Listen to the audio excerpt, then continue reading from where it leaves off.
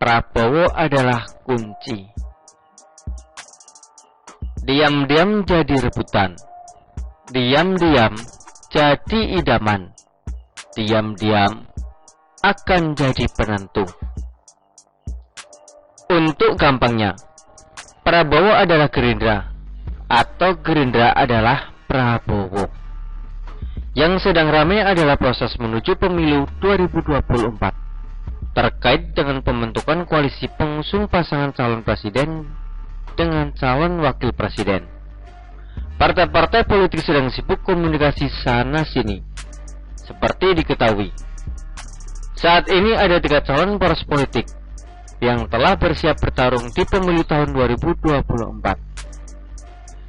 Selain koalisi Gerindra dan PKB, ada Golkar, PAN, P3, serta Nasdem, Demokrat, dan PKS. PDIP bisa mencalonkan presiden tanpa perlu berkoalisi.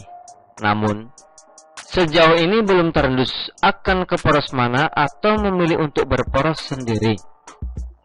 Sesuai Undang-Undang Nomor 7 Tahun 2017 tentang Pemilihan Umum atau Undang-Undang Pemilu, pasangan calon harus diusulkan oleh partai politik atau gabungan partai politik peserta pemilu yang memenuhi persyaratan perolehan kursi paling sedikit 20% dari jumlah kursi DPR atau memperoleh 25% dari suara sah secara nasional pada pemilu anggota DPR sebelumnya.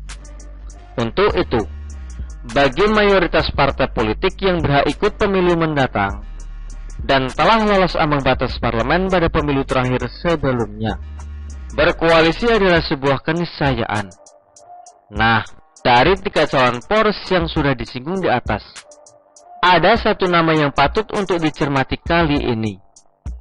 Posisi untuk sekarang ini bisa dianggap sangat penting terkait dengan perpolitikan Indonesia ke depannya, terutama menuju pemilu tahun 2024 nanti.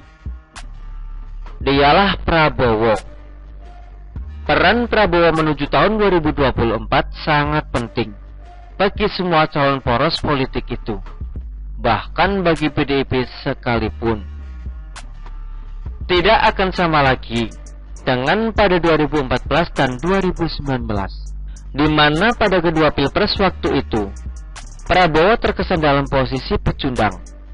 Sekarang Prabowo diakui atau tidak adalah calon terkuat. Selain itu, Prabowo juga punya kelebihan yang tidak dimiliki nama-nama yang dianggap punya peluang besar berdasarkan survei capres lainnya. Elektabilitas Prabowo memang selalu tinggi, tapi untuk hal seperti itu, Prabowo sudah biasa. Tidak mengherankan.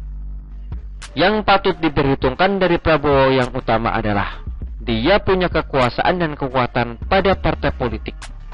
Hal yang tidak dimiliki Ganjar, hal yang tidak dimiliki Anies. Prabowo punya kendaraan yang bernama Partai Gerindra. Puan Maharani punya, tapi elektabilitasnya tidak mendukung. Demikian pula Airlangga Hartarto, AHY, ataupun pimpinan parpol lainnya. Prabowo lah satu-satunya yang punya kelengkapan itu. Ditambah dengan pengalamannya menjadi menteri di kabinet saat ini, Prabowo kali ini patut diunggulkan. Keistimewaan Prabowo tidak berhenti di situ. Dalam proses menuju koalisi, Prabowo juga jadi pihak yang menarik perhatian. Selain belaga elektabilitas, kini pengalamannya diperlengkap atas posisinya di eksekutif.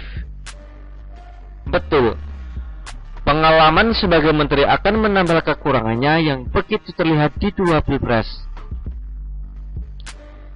Yang begitu terlihat di 2 pilpres sebelumnya, di mana saat itu Prabowo menjadi bulan-bulanan atas kelemahannya itu. PKB sudah menunjukkan keseriusannya dengan telah berkoalisi dengan Gerindra. PDIP juga diketahui tetap berkomunikasi dengan poros 2 partai tersebut.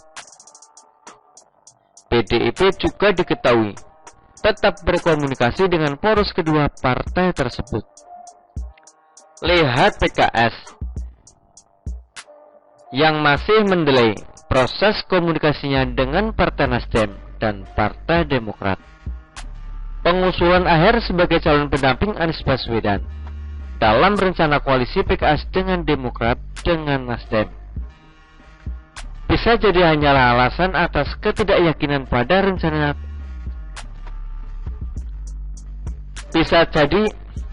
bisa jadi hanyalah alasan atas ketidakyakinan pada rencana koalisinya.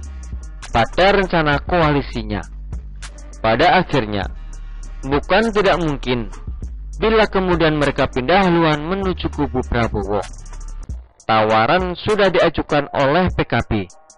Di lain sisi, PKS sudah lebih dahulu berpengalaman bekerja sama dengan Gerindra dan Menhan itu. Satu lagi, Prabowo ditengarai akan menjadi pemegang kunci atas bisa tidaknya Anies Baswedan dicalonkan sebagai capres nanti.